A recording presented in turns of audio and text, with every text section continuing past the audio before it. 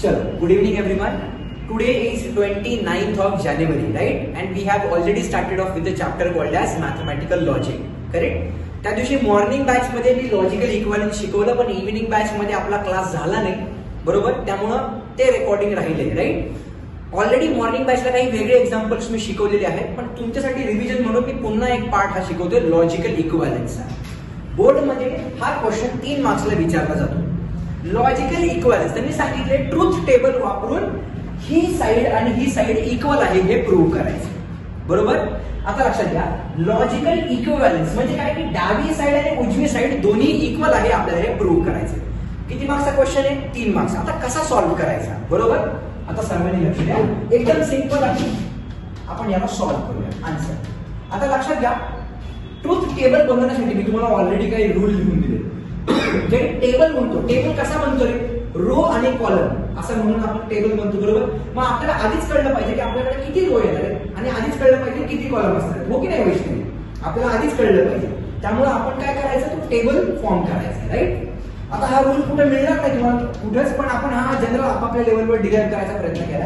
ठीक आहे, आपण सॉल्व्ह करूया. तर आपण काय म्हणूया, let m is equals to number of signs, बरोबर?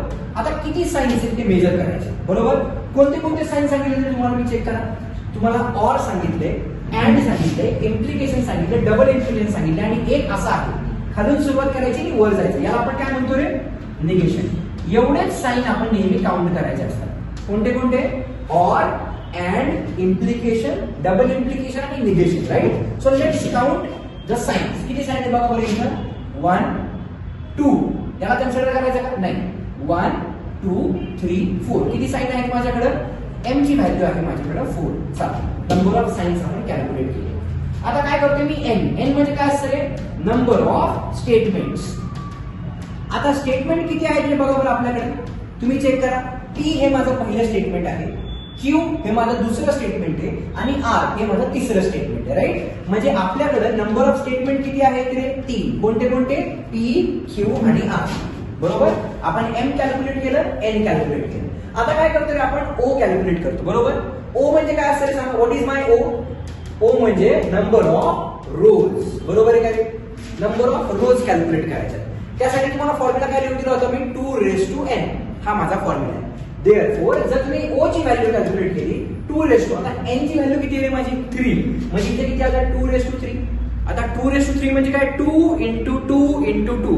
So 2 2s are 4, 4 2s are 8. म्हणजे माझी o ची व्हॅल्यू किती आली रे? 8, बरोबर? हे काय आले माझे? नंबर ऑफ रोज आले, म्हणजे 8 रोज आपल्याकडे येणार आहे, बरोबर? आता लास्टली फायनली काय राहिलं रे आपल्याकडं? p. p म्हणजे काय असं सांगा? p म्हणजे नंबर ऑफ कॉलम्स, ओके नाही? आता किती कॉलम्स आहेत बघा बरं आपल्याकडे, चेक करा. त्यासाठी फॉर्म्युला आहे m प्लस n. या m ला आणि या n ला ऍड करायचं म्हणजे आपल्याला नंबर ऑफ कॉलम्स मिळणार आहे. मग चेक करा बरं, जर तुम्ही ऍड केलं तर किती मिळेल मला? 4 प्लस 3 म्हणजे माझी p ची व्हॅल्यू किती आली रे? 7. म्हणजे मॅक्सिमम 7 नंबर ऑफ कॉलम्स माझ्याकडे आले पाहिजे. याच्यापेक्षा कमी आले तरी चालतात, पण मॅक्सिमम किती पाहिजे? 7 कॉलम असले पाहिजे. म्हणजे जो माझा टेबल असणार आहे, ट्रुथ टेबल, बरोबर? त्याची ऑर्डर काय असते? सुरुवातीला हे बघा, सुरुवातीला रो आणि नंतर कॉलम. जो पहिला नंबर असतो ते नेहमी मॅट्रिक्स आहे ना, मॅट्रिक्स मध्ये आपण रो आधी लिहितो नंतर कॉलम लिहितो. तसं इथं किती रो झाल्या माझ्याकडे? 8 रो झाल्या आणि किती कॉलम झाले माझ्याकडे? 7 कॉलम झाले, बरोबर? 8 रो. रो म्हणजे काय? हॉरिझॉन्टल आणि कॉलम म्हणजे काय? व्हर्टिकल, बरोबर? म्हणजे मला आता कळलं की माझ्याकडे 8 रो आणि 7 कॉलम असतात, बरोबर? चला, आता आपण ऍक्च्युअल ट्रुथ टेबल प्लॉट करूया, करेक्ट? ट्रुथ टेबल सगळ्यात पहिल्यांदा कशाने सुरुवात करतो रे आपण? नेहमी p ने सुरुवात करायची सुरुवातीला. त्याच्या जवळच काय लिहायचा? q आणि त्याच्या जवळच काय लिहायचा? r, बरोबर? का? कारण आपल्याकडे या केसमध्ये 3 स्टेटमेंट आहेत. जर 2च स्टेटमेंट असते तर मी p आणि q लिहिलं असतं. माझ्याकडे किती स्टेटमेंट आहेत? 3. कोणते कोणते? p आहे, q आहे, r. हे 3 स्टेटमेंट आहेत. ते 3 स्टेटमेंट जवळ जवळ लिहायचे. आता निगेशन p म्हणजे समजा मी म्हटलं आय एम क्लेवर, बरोबर? त्याचं निगेशन काय झालं? I am not clever. Negation म्हणजे काय? नॉट. त्याच्या अपोजिट करायचं. मग इथे निगेशन p असं साइन कुठं आहे का रे? नाही. इथं आहे का कुठं? नाही. निगेशन p नाही. निगेशन q आपल्याकडे कुठे दिसतंय का? नाही. निगेशन r दिसतंय का? नाही. मग आपण negation p, negation q, negation r घ्यायची गरजच नाही. जे आपल्याला जर इथे निगेशन पी असतं तर मी काय केलं असतं, याचा जो पुढचा कॉलम आहे लगेच निगेशन पी लिहून टाकला असता. मला काय म्हणायचं कळतंय? पण आता इथे निगेशन पी नाहीये, त्यामुळे आपण निगेशन पी लिहिणार नाही. आपण काय काय लिहिलं, पी लिहिलं, क्यू लिहिलं आणि आर लिहिलं. आता लेफ्ट हँड साइड बघा, लेफ्ट हँड साइडला सगळ्यात पहिला ब्रॅकेट कोणता आहे रे माझा सांगा? पहिला ब्रॅकेट लेफ्ट हँड साइडचा पहिला ब्रॅकेट कुठला आहे? P and Q. म्हणजे जो माझा याच्या नंतरचा कॉलम असणार आहे तो कुठला असला पाहिजे? पी अँड क्यू हा असला पाहिजे. बरोबर. चला आपण हा कॉलम प्लॉट केला का? केला. आता बघा या ब्रॅकेट बरोबर, या ब्रॅकेटचे जे आन्सर येईल या ब्रॅकेट बरोबर जो आर आहे तो कशाने कनेक्ट केलाय? इम्प्लिकेशनने कनेक्ट केलाय. इम्प्लिकेशन. या ब्रॅकेट, हा ब्रॅकेट आपण ऑलरेडी प्लॉट केलाय. या ब्रॅकेटच्या पुढे एक आर स्टेटमेंट आहे आणि हे दोघांना कशाने कनेक्ट केले? इम्प्लिकेशनने कनेक्ट केले. म्हणजे मला इथे काय मिळेल बघा बरं, पी अँड क्यू या ब्रॅकेटला आर बरोबर इम्प्लिकेशनने कनेक्ट केले आणि हीच आहे माझी काय रे? Left hand side. म्हणजे याचं जे आन्सर येईल ते राईट हँड साइड बरोबर मला मॅच करायचं. बरोबर. पण अजून आपलं टेबल बनलेला नाहीये पूर्ण. बघा बरं, हा माझा किती नंबरचा कॉलम झाला? पहिला. हा किती झाला? दुसरा. हा किती झाला? तिसरा. This is my fourth column, this is my fifth column. Fifth column माझा काय बनलाय? LHS बनलाय. बरोबर. ठीक आहे. आता राईट हँड साइड ऑब्झर्व करा. राईट हँड साइडचा पहिला ब्रॅकेट कुठला आहे रे? ब्रॅकेट म्हणते ना मी, कुठला आहे? Q implication R. तर माझा इथं जो कॉलम येईल तो काय येईल? Q implication R. बरोबर आहे का इथपर्यंत? सर्वांना काय म्हणायचं कळतंय का? आता बघा की क्यू इम्प्लिकेशन आर च्या आधी एक स्टेटमेंट आहे कुठलं? पी. तर या पी ने याला कशाने कनेक्ट केले? इम्प्लिकेशनने कनेक्ट केले. म्हणजे मला इथं आन्सर काय मिळेल बघा, P implication Q implication R. म्हणजे हा 6वा कॉलम आणि हा 7वा कॉलम. बघा बरं, आपण आधीच ठरवलं होतं आपल्याकडे किती कॉलम यायला पाहिजे? 7 कॉलम यायला पाहिजे. हे जे मी इथे लिहून दिलं नाही हे तुम्हाला कुठल्याच टेक्स्टबुक मध्ये सापडणार नाही. हे तुम्हाला आधीच आयडिया देतं की माझ्याकडे नेमके किती कॉलम आहेत. अदरवाईज काय काय होतं तुम्हाला सांगतो, ज्यावेळी आपण हा प्रॉब्लेम सॉल्व्ह करायला लागतो आपण पी ला मोठी जागा घेतो, क्यू ला मोठी जागा घेतो आणि हे शेवटचे 2 कॉलम येतात नेक्स्ट रो वरती येतात. मला काय, तुम्ही जर मोठी जागा घेतली ना तर हे जे आन्सर आहेत ते माझे नेक्स्ट रो वरती येतात. मग त्यांनी पूर्ण टेबल बिघडून जातो. त्यामुळे आपल्याला आधीच कळते मला 7 कॉलम प्लॉट करायचे. त्यामुळे पी क्यू आर हे जवळ जवळ ठेवायचे नेहमी, लक्षात ठेवा. आता हा जो 7वा कॉलम आहे ती काय आहे माझी? RHS आहे. म्हणजे मला काय प्रूव्ह करायला सांगितलं माहिती नाही की कॉलम नंबर 5 आणि कॉलम नंबर 7 हे सेम आहे हे प्रूव्ह करायला हवं. With using truth table logical equivalence prove करा. लॉजिकल इक्विव्हॅलन्स म्हणजे काय? तुमची लेफ्ट हँड साइड आणि राईट हँड साइड इक्वल आहे हे प्रूव्ह करायचं. बरोबर. ठीक आहे. आता आपण कॉलमचा प्लॉट केले. आता मला काय प्लॉट करायचे रे? रो. किती रो आल्या पाहिजे? 8 रो आल्या पाहिजे. बरोबर. आता लक्षात घ्या, तुम्हाला बोर्डमध्ये मॅक्सिमम 3 स्टेटमेंटचा क्वेश्चन असणार का? अरे जरी 3 स्टेटमेंट आहेत तरी मला किती रो मिळत आहेत? 8 रो मिळत आहेत. जर 4 स्टेटमेंट घेतले 4 तर 2⁴ म्हणजे किती? 16 रो प्लॉट करतो ते खूप मोठं होऊन जातं. त्यामुळे मॅक्सिमम तुम्हाला 3च म्हणजे स्टेटमेंटचा क्वेश्चन विचारला जाईल जर ट्रुथ टेबल वापरायची वेळ आली तर. आता ह्या 8 रो कुठल्या कुठल्या असणार आहेत बघा, मी सांगतो. सगळ्यांनी लक्ष द्या. 8 पाहिजेत मला. बरोबर. तर मी काय करणार? 4 वेळा टी लिहिणार, 4 वेळा एफ लिहिणार. कुणासाठी? पी साठी. बघा मी काय करतो एकदम समजून घ्या व्यवस्थित. 4T आणि 4F. 1 2 3 4 झाले का रे 8? हे 4 आणि 4 आणि 4 8. पी साठी कसं लिहिलं मी? 4T लिहिले आणि 4F लिहिले. जर माझ्याकडे 2 स्टेटमेंट असतील तर मी काय केलं? 2 स्टेटमेंट आहेत म्हणजे पी आणि क्यू साठी. जर माझ्याकडे पी आणि क्यू असते फक्त 2 स्टेटमेंट तर तुम्ही मला सांगा बरं, जर माझ्याकडे 2 स्टेटमेंट असते पी आणि क्यू तर इथे काय झालं असतं? 2:2 झालं असतं. 2:2 म्हणजे किती? 4. त्या केसमध्ये मी काय केलं असतं माहिती? 2T आणि 2च F लिहिले असतं. जरी मला पी प्लॉट करायचा त्यावेळी मी काय केलं असतं? 2T आणि 2F म्हणजे 4 झाले ना. पण या केसमध्ये माझ्याकडे 3 स्टेटमेंट आहेत म्हणून मला 4T आणि 4F लिहावे लागतात. तिथेपर्यंत क्लिअर आहे? आता मी काय करतो? पटकन एक टेबल बनवून घेतो म्हणजे आपल्याला प्रत्येकाची व्हॅल्यू व्यवस्थितपणे प्लॉट करता येईल. सगळ्यांनी माझ्याबरोबर राहा. This is very important question. 3 मार्क्सचा क्वेश्चन आहे. मी काय करतो? पटकन एक टेबल प्लॉट करून घेतो म्हणजे आपल्याला सॉल्व्ह करायला एकदम सिंपल जाईल. राईट.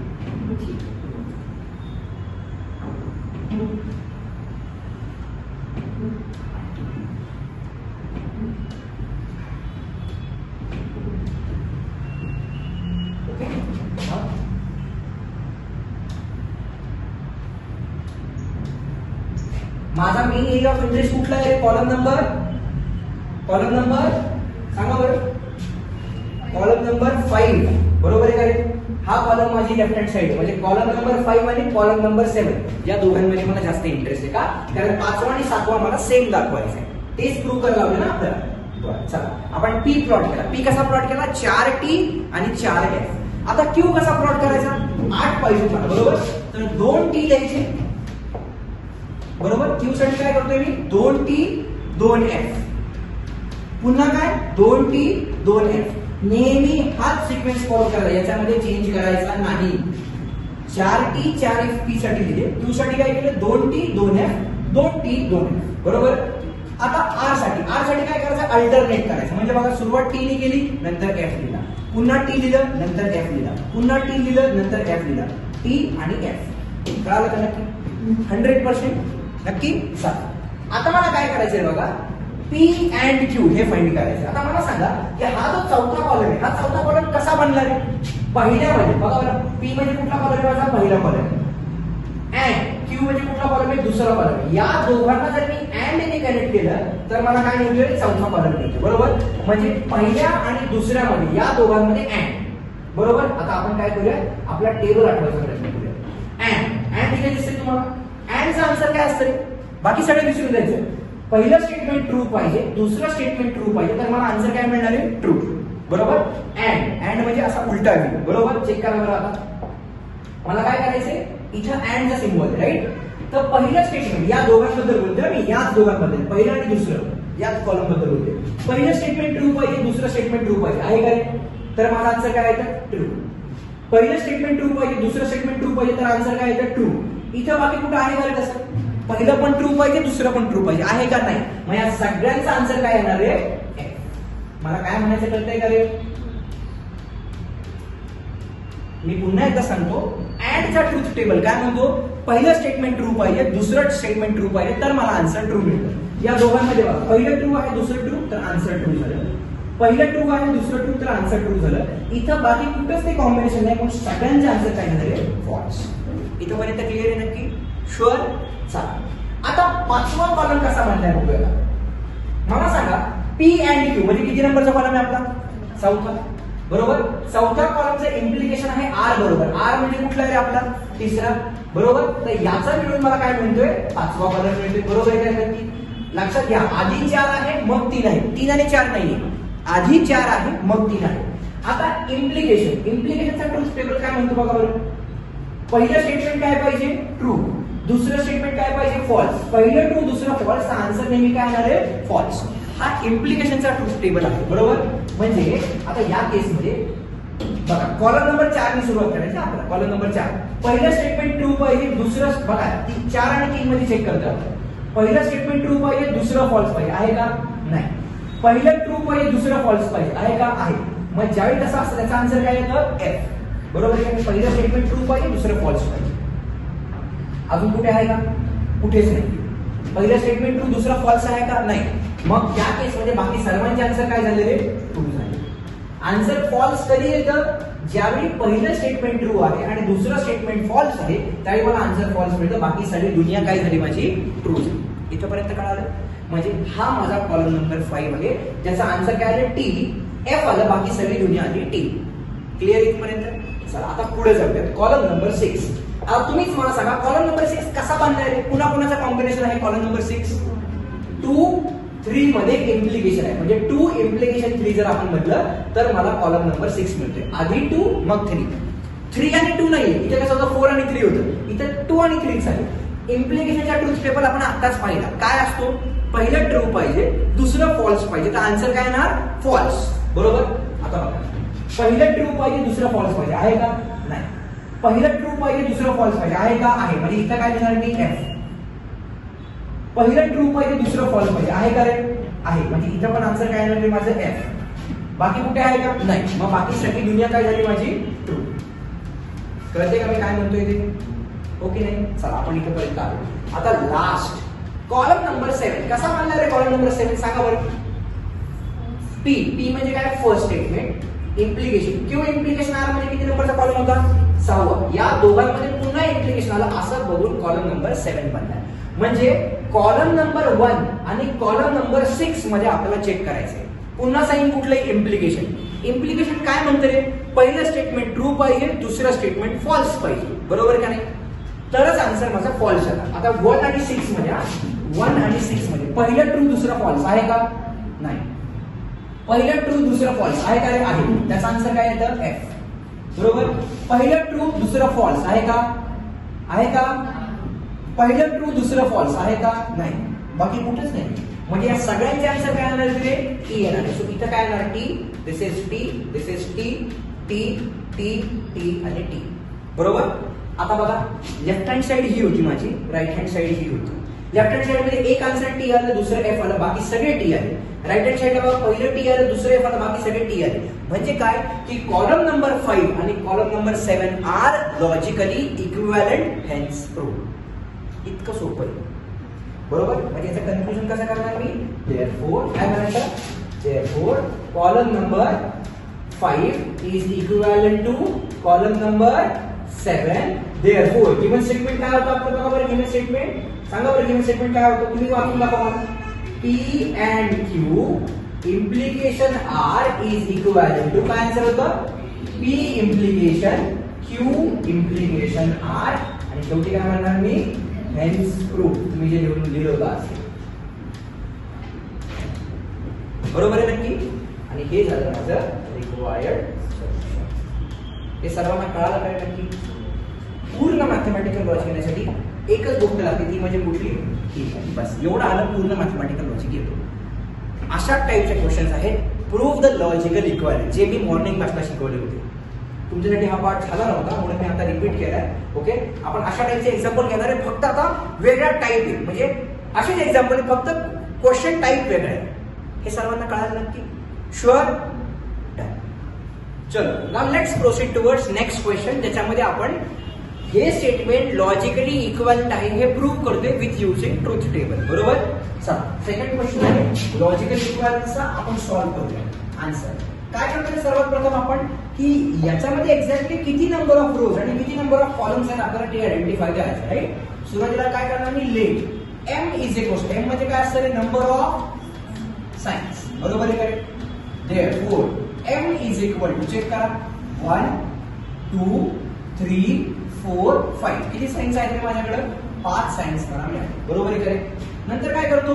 एन, एन म्हणजे काय असतं? Number of statements. बरोबर आहे करेक्ट. चेक करा बरं, या केसमध्ये सुद्धा माझ्याकडे किती स्टेटमेंट्स आले? 3 स्टेटमेंट्स आले. कोणते कोणते? पी, क्यू आणि आर, हे 3 स्टेटमेंट आले. आता मी काय करतो? ओ, ओ म्हणजे काय असतं आपलं? नंबर ऑफ, सॉरी बरोबर, नंबर ऑफ रोज. त्याचा फॉर्म्युला काय सांगितलं मी तुम्हाला? 2n, म्हणजे किती? 2/3. तर माझे नंबर ऑफ रोज किती आलेले? 8. बरोबर आहे करेक्ट. हे आले म्हणजे नंबर ऑफ रोज. आता लास्ट काय राहिलेलं माझ्याकडे? Number of P. पी म्हणजे काय असतं? Number of columns. बरोबर आहे करेक्ट. नंबर ऑफ कॉलम्सचा फॉर्म्युला काय सांगितलं तुम्हाला मी? पी इज इक्वल्स टू, बोला, एम प्लस एन. बरोबर. या दोघांना ऍड करायचं म्हणजे आपल्याला पी मिळतो. तर पी किती मिळाला मला सांगा? 5 + 3, म्हणजे माझी पी ची व्हॅल्यू किती झाली? 8. बरोबर आहे करेक्ट. म्हणजे जो आपला ट्रुथ टेबल असणार आहे, बरोबर, त्या ट्रुथ टेबलची ऑर्डर काय झाली सांगा बरं मला? आधी रोज मग कॉलम. किती रोज आले? 8 रोज आले आणि 8 कॉलम आले. बरोबर का नाही? So this is what is indicating my row and this is what is indicating my column. आता लक्षात घ्या, 8 रो आणि 8 कॉलम आहेत. कॉलम 8 आहेत म्हणजे मला छोटे छोटे लिहायचे, जास्त मोठे नाही लिहायचे. Correct. Therefore let's plot the truth table. Correct. Truth table. Truth table plot करूया. काय मिळाले सगळ्यात पहिल्यांदा? चेक करा आपल्याला. सगळ्यात पहिल्यांदा म्हणजे सुरुवात कशी होती? पी. बरोबर. पीने सुरुवात केली, जवळजवळ लिहूया, नंतर लिहूया क्यू, नंतर लिहूया आर. बरोबर. पी क्यू आर जवळ लिहिलं. आता निगेशन पी आहे का कुठे? बघा बरं आपल्याकडे. म्हणजे पी चे उलट आहे का? नाही. निगेशन क्यू आहे का? नाही. निगेशन आर आहे का? नाही. म्हणजे ते आपल्या टेबल मध्ये येणारच नाही. आता लेफ्ट हँड साइडचा पहिला ब्रॅकेट काय आहे माझा? क्यू आणि आर मध्ये ऑर. बरोबर आहे. इथं काय आलं? Q or R. बरोबर आहे करायचं. आता या ब्रॅकेटच्या आधी एक स्टेटमेंट आहे आणि हे दोघं एकमेकांना कनेक्ट केले कशाने? इम्प्लिकेशन. म्हणजे इथं काय मिळेल मला? P implication Q or R. बरोबर आहे का? So this is my column number 1 2 3 4 5 and this is what is my LHS. या केसमध्ये मला 5 नंबरचा कॉलम म्हणजे माझी एलएचएस आहे. आता बघूया right hand side. Right hand साइडचा पहिला ब्रॅकेट कुठला आहे रे? P implication Q. ब्रॅकेटने सॉल्व्ह करत जायचं. जे ब्रॅकेट आली ते लिहायचे. काय लिहिणार मी इथं? P implication Q. हा आला माझा 6वा कॉलम. नंतर राईट हँड साइडला अजून एक ब्रॅकेट आहे. कुठला आहे? P implication R. मग तो ब्रॅकेट लिहूया. इथे काय आलं माझ्याकडं? P implication R which is column number 7. आता चेक करा की हे बरोबर हे मिळून एक ब्रॅकेट झालाय, हे मिळून एक ब्रॅकेट झालाय. या दोघांना कनेक्ट केले कशाने रे? ऑरने. म्हणजे जो माझा लास्ट कॉलम असणार आहे तो काय असणार आहे बघा? P implication Q. बरोबर. याला कशाने कनेक्ट केले? ऑरने कनेक्ट केले याला. म्हणजे काय आलं रे? P implication R. आले का रे माझे 8 कॉलम जे आपण आधीच ठरवले होते. बरोबर. चला आता 8 कॉलम आले. आता 8 रोज मला प्लॉट करायचं. काय असतील 8 रोज? सगळ्यात पहिल्यांदा पी ने सुरुवात करायची. काय करायचं? 4T 4F. चला बरं लिहून घेऊया. प्लॉट करूया. 4T आणि 4F. 1 2 3 4. बरोबर. पटकन आता पुन्हा एकदा मी टेबल प्लॉट करतो. राईट. म्हणजे आपल्याला ते लिहायला सोपं जातं. त्याच्याबरोबर त्याच्या समोर बरोबर तीच व्हॅल्यू आहे. अदरवाईज ते मग काय होतं? दुसऱ्याची व्हॅल्यू तिसऱ्या समोर जाते. आणि एक जरी चूक झाली तर पूर्ण क्वेश्चन चुकला. त्यामुळे एकदम शांत डोक्याने सॉल्व्ह करायचं.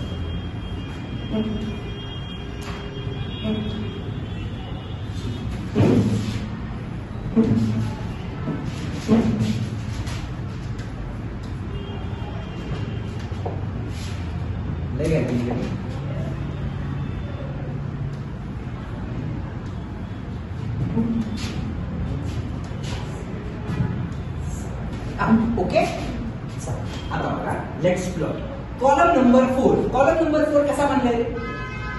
3 आणि 4. बरं त्याच्या आधी आपल्याला काय करायचं? याच्या व्हॅल्यूज लिहून घ्यावं लागतील. 4 पिढीने 4 घेतली. इथे काय लिहावं लागतील? आता 2T 2F. चला बरं. 2T 2F. पुन्हा काय? 2T 2F. इथं काय लिहिले? Alternate TF TF. पुन्हा एकदा काय? TF TF. इथपर्यंत क्लिअर आहे आणखी? आता जो कॉलम नंबर 4 आहे, कॉलम नंबर 4 कसा बनलाय बघा बरं. तिसरा 8 सॉरी काय बघा चेक करा. आधी दुसरा आणि तिसरा या दोघांमध्ये काय आहे रे? ऑर. ओके नाही? या दोघांमध्ये ऑर. आता ऑरचा ट्रूथ टेबल काय बघा बरं पटकन. ऑरचा ट्रूथ टेबल काय म्हणतो? चेक करा. पहिलं स्टेटमेंट फॉल्स पाहिजे ऑर दुसरं पण स्टेटमेंट फॉल्स पाहिजे तर आन्सर काय येतं? फॉल्स. म्हणजे दोन्ही फॉल्स असतील तर माझा आन्सर फॉल्स. बघू बरं चेक करू. दोन्ही फॉल्स कुठे ते बघा. या दोघांमध्ये 2 आणि 3 मध्ये बघतोय ना. दोन्ही फॉल्स असेल तर आन्सर फॉल्स. दोन्ही फॉल्स असेल तर आन्सर फॉल्स. बाकी सगळे काय दिले? ट्रू. कळते का मला काय म्हणायचे ते? नक्की. ठीक आहे. चला आता बघा जो कॉलम नंबर 5 आहे तो कॉलम नंबर 5 कसा बनलाय सांगा बरं मला. फर्स्ट आणि फोर्थ याच्यामध्ये काय आहे? इम्प्लिकेशन. बरोबर का नाही? इम्प्लिकेशनचा ट्रूथ टेबल काय असतो? आता पहिलं स्टेटमेंट ट्रू पाहिजे दुसरं स्टेटमेंट फॉल्स पाहिजे तर आन्सर फॉल्स येतं. पहिल्यामध्ये आणि चौथ्यामध्ये. बरोबर. पहिल्यामध्ये आणि चौथ्यामध्ये पहिलं स्टेटमेंट ट्रू पाहिजे दुसरं फॉल्स पाहिजे. आहे का तिथं? पहिलं ट्रू दुसरं फॉल्स. आन्सर काय आहे? फॉल्स. बाकी कुठं आहे का? नाही. पहिलं ट्रू आणि दुसरं फॉल्स. बघा ना एका ठिकाणी मिळते. म्हणजे हे किती आले रे? T T T T T T T. म्हणजे फक्त हे मधलं एक जे आहे ते एफ आले बाकी सगळे ट्रू आले. बरोबर. चला आता कॉलम नंबर 6 कसा बनला सांगा बरं मला. कॉलम नंबर 6 पहिलं आणि दुसऱ्याचं इम्प्लिकेशन म्हणजे कॉलम नंबर 6 आहे. इम्प्लिकेशन म्हणजे पुन्हा काय? पहिलं ट्रू पाहिजे दुसरं फॉल्स पाहिजे तर आन्सर काय येणार? फॉल्स. कुणामध्ये? या दोघांमध्ये. पहिलं ट्रू आणि दुसरं फॉल्स. दिसतंय का 3 नंबरला? इथं फॉल्स लिहिणार. 4 नंबरला पण बघा पहिलं ट्रू दुसरं फॉल्स आहे का? आहे. म्हणजे याचा पण आन्सर काय आलं? एफ. बाकी सगळे काय येतील? ट्रू येतील. बरोबर. चला तर बाकी सगळे पण ट्रू लिहून टाकले. इथपर्यंत क्लिअर आहे. आता बघा कॉलम नंबर 7 आपला कसा बनला सांगा बरं मला. कॉलम नंबर 7 फर्स्ट आणि थर्ड याच्यामध्ये जर आपण इम्प्लिकेशन टाकलं तर कॉलम नंबर 7 मिळाला. बरोबर. पहिला आणि तिसरा इम्प्लिकेशन पुन्हा काय? पहिलं ट्रू पाहिजे दुसरं फॉल्स पाहिजे. चेक करा बरं. पहिल्यामध्ये तिसऱ्यामध्ये पहिलं ट्रू पाहिजे दुसरं फॉल्स पाहिजे तर आन्सर काय येईल? फॉल्स. बरोबर. इथे पण बघा पहिलं ट्रू आणि तिसरं. पहिलं आणि तिसरं. पहिल्यामध्ये तिसऱ्यामध्ये तर याचा पण आन्सर काय येईल? फॉल्स येईल. बरोबर. अजून कुठं आहे का? नाही. बाकी सगळे काय येतील माझे? ट्रू येतील. वैष्णवी कळते का नक्की? शुअर. चला इथं काय आलं? ट्रू. इथं काय आलं? ट्रू. इथं आलं ट्रू ट्रू ट्रू ट्रू. हे कळलं तर उपयोग आहे नाही तर काय मग सगळं अवघड आहे मग. बर चला आता लास्टला कॉलम नंबर 8 कसा बनणार आहे? कॉलम नंबर 8 बघा बरं 6व्यामध्ये आणि 7व्या मध्ये जर मी ऑर टाकलं तर मला काय मिळते, column number 8 and this is nothing but my RHS. हीच माझी RHS आहे, बरोबर. 6वं आणि 7वं या दोघांमध्ये ऑरचा ट्रुथ टेबल काय असतोय, दोन्ही F पाहिजे तर आन्सर काय येतं, F आहे का कुठं नाही. म्हणजे हे काय आलं, true true true true true true true, म्हणजे फक्त इथलं फॉल्स आले का रे बघा. हे स्टेटमेंट आणि हे स्टेटमेंट फॉल्स आहे, बाकी सगळे ट्रू आले. म्हणून काय म्हणणार, as column number 5 and column number 8 are same, therefore given statement is logically equivalent. काय नक्की शुअर 100%. कसा एंड करणार मी सांगा. देअरफॉर काय करायचं आपण, column number 5 is logically equivalent with column number 8, therefore given question काय दिलं सांगा बरं. बघा बरं, जर आपण विदाउट ट्रुथ टेबल जरी प्रूव्ह केलं तरी प्रूव्ह होते. कसं काय चेक करा बघा, एक मिनिट तुम्हाला प्रूव्ह करून दाखवतो. या पी इम्प्लिकेशन आतमध्ये मल्टिप्लाय करा. पी इम्प्लिकेशन क्यू ला मल्टिप्लाय करा. काय आलं, पी इम्प्लिकेशन क्यू आलं. नंतर कुठला साईन लिहिलं मी, ऑर लिहिलं, आणि या पी इम्प्लिकेशनने आर मल्टिप्लाय करा. म्हणजे काय, पी इम्प्लिकेशन आर. कळतंय का. म्हणजे आता हेच लिहिलं मी, काय रे, P implication Q or R. याचा आन्सर काय करायचं होतं, P implication Q or E implication R. आणि काय म्हणणार आपण शेवटी, हेन्स. कळालं नाही. किती मार्क्सचा क्वेश्चन आहे, 3 मार्क्सचा क्वेश्चन. इझी आहे. असं 2x2 साठी जे ऑलरेडी शिकवलेले आपण याच्या आधी सॉल्व्ह पण केलेले काही एक्झाम्पल्स. ठीक आहे नक्की, फक्त रेकॉर्ड नाही झाले तर काय करणार. Okay done.